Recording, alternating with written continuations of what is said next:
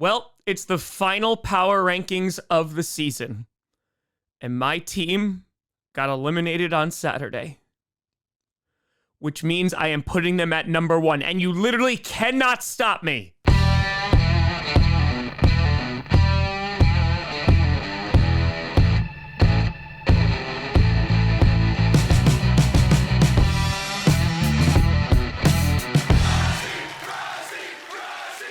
Grossi Posse Packer Nation. Welcome to an episode of Packcast, the podcast where you don't have to be a Packers fan, but it sure does help. I'm your host, Tom. We could have had a Packers-Lions NFC Championship game. We were this close to greatness, Grossi. And today we are going to be doing the final power rankings of the season because next week is just going to be 2 teams and there's not much of a video to be made there. And so this is exciting times here. We've made it to Championship Sunday. The games are set. Of course, on one side, you got the Kansas City Chiefs taking on the Baltimore Ravens. And on the other, you got the Detroit Lions taking on the San Francisco 49ers. Predictions will be up tomorrow when we break down each game. But first, before we get to that, let's rank. Starting off at number 4, you got the Detroit Lions. And listen, there's no hate or anything like that because at this point, I don't say I've moved on. I definitely have not. I am still salty and upset about the Packers being eliminated, and I'm even more upset of the fact that we were robbed of a potential NFC North NFC Championship game. But the Lions coming in at number 4, they earned the spot, defeating the Tampa Bay Buccaneers, punching their ticket to the NFC Championship game, and they ain't the same old Lions anymore. Looks like the winds are changing. Change is good. Yeah, but it's not easy. I know what I have to do, but going back means I'll have to face my past. The Lions will face the 49ers in the playoffs for the first time since 1993. And at this point, I was like, what do I do? The 49ers knocked the Packers out. They have been a nemesis for the Packers for years. And the Lions, while, a little bit of a soft spot for them right now because I feel for their fan base in the city and they've earned this moment, they're still a division rival. Who am I going to root for? But then I remembered that if the Lions somehow win a Super Bowl, the only team in the division without a ring would be the Vikings. And you might ask yourself, Tom, is your hatred for the Vikings that strong that you would root for the Lions, a division rival who have also given you some heartbreak these past few years, to win a Super Bowl?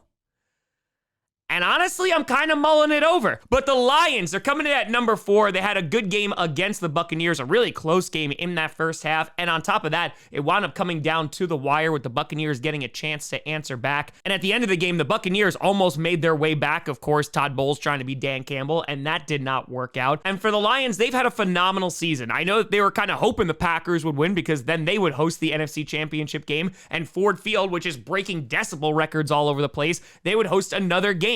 Instead, they're going to be going to Santa Clara to take on the 49ers. And while the 49ers didn't look the best against the Packers, I think when it's 68 degrees and sunny on Sunday, the 49ers are going to play a lot better. And the Lions being at number 4 doesn't mean they're a bad team at all. It just means I think that they are the least experienced. And while I think it's going to be a solid game against the 49ers, I think that the odds are stacked against them. Of course, that doesn't mean diddly squat because it looked like the odds were stacked against the Chiefs. And look how that worked out. They're in the AFC Championship game. And while it is going to be a very difficult game, I do like the Lions' ground game with Gibbs and Monty. If they're able to get that going, maybe they got a shot against the 49ers. But for right now, the most important thing is you made it to the NFC Championship game and you're 1 game away from the Super Bowl. Number 3, you got the San Francisco 49ers. You survived. The 49ers, once again, defeating the Green Bay Packers in the playoffs. Again. And again. And again. Forever.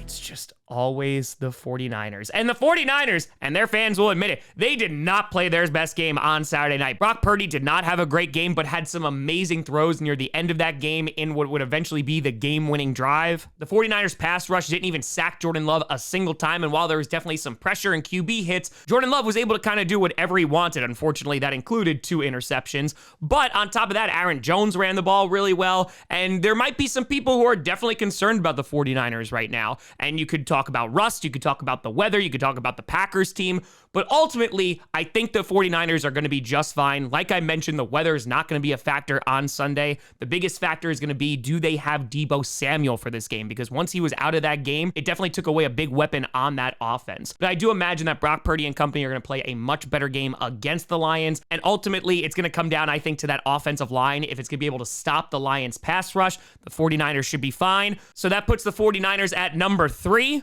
because the other 2 teams, yeah, I think they're a bit better. Number 2, you got the Kansas City Chiefs. Let me hear it, Chiefs fans. I put you at 7 last week like a big old idiot. Because, yeah, you didn't look amazing against the Dolphins, but you got it done. But you knocked off the Buffalo Bills this past weekend, and now the Chiefs move on to their 6th straight AFC Championship game. When are you gonna die? You just don't. Will you please die? Which is ridiculous. Let's just be honest here. If Chiefs fans are wondering, whoa, where's all this hate coming from? Like, come on now. And I don't even hate the Chiefs, because at some point you just gotta be impressed. They went into Buffalo, and a lot of people were just talking about the Bills and how this was their time, and the Chiefs said, nay, it's not going to be. And while it was a close game and the Chiefs had some lucky breaks, like for example, Stephon Diggs dropping that ball, the Bills also had some really lucky breaks like that touchback. And ultimately, you gotta give your props to the Chiefs, because they went into Buffalo, a game where they weren't really favored, and they were able to get the job done. There's been criticisms of their offense all year. Rashee Rice had another good day. Isaiah Pacheco looking good. Patrick Mahomes and Travis Kelce, looks like that connection was working really well on Sunday. And now they're heading into Baltimore to take on the Ravens, and they are not going to be favored in that game. But at this point, can you doubt the Chiefs? And I think the answer is a resounding no. I think that's going to be the best game of the weekend. And for the Chiefs, they have a whole lot of experience, obviously, in the AFC Championship game. We'll see if that comes into play. I imagine it will, but we're going to have a fight on Sunday. And right now, Chiefs, you could be going to the Super Bowl again. And finally, number 1, again, no surprises here. You got the Baltimore Ravens. And the Ravens, they had probably what was the most lopsided game of the weekend. Though a very close first half, Lamar Jackson and that Ravens offense really took over the game. Of course, the defense looking really good. And defeating the Stroud/Texans, I'm assuming the Ravens felt maybe a little bad since the Texans had just eliminated the Browns. I shouldn't. Do it. But you just had to do it. The Ravens, honestly, have been looking like the best team in football for a while. We thought it was the 49ers for a bit, and then the 49ers met the Ravens in the regular season, and from there, it's been all Baltimore. Talking about home field advantage, I think it is imperative for them. It is going to be a rough environment for the Chiefs to come into. It is going to be loud, and I like the Ravens' chances a lot. Like I said, I think they're the most balanced team in football. Their defense is looking great. Getting after the quarterback can force turnovers, and most importantly, they can freaking tackle. And taking a look at the offense, when they get that ground game going, whether it's with Lamar or Gus the Bus Edwards or even Justice Hill, they are looking scary. Oh yeah, and they have wide receivers as well. So I don't care if it's Lamar Jackson going through the air, on the ground. The fact that they have gotten to this point is pretty damn awesome, and the Ravens are 1 game away from punching their ticket to the Super Bowl. But first, they got to go through Patrick Mahomes and the Kansas City Chiefs. And so just to recap, at number 1, you got the Ravens, 2, the Chiefs, 3, the 49ers, and 4, the Lions. And folks, it has been a pleasure doing the power rankings with you all season. I appreciate you watching and all the support. It's going to be a crazy championship Sunday. I'll be streaming both games. I'm looking forward to it. And yeah, we don't got a lot of football left, so enjoy it while it's here. And of course, let me know what you think down in the comments below. You know, I saw me at Tom Grossi Comedy, all social media see down below. A big shout out and thank you to all the patrons and YouTube members for supporting this channel. And thank you so much for watching. I'm Tom Grossi. And as always, go Pack Go.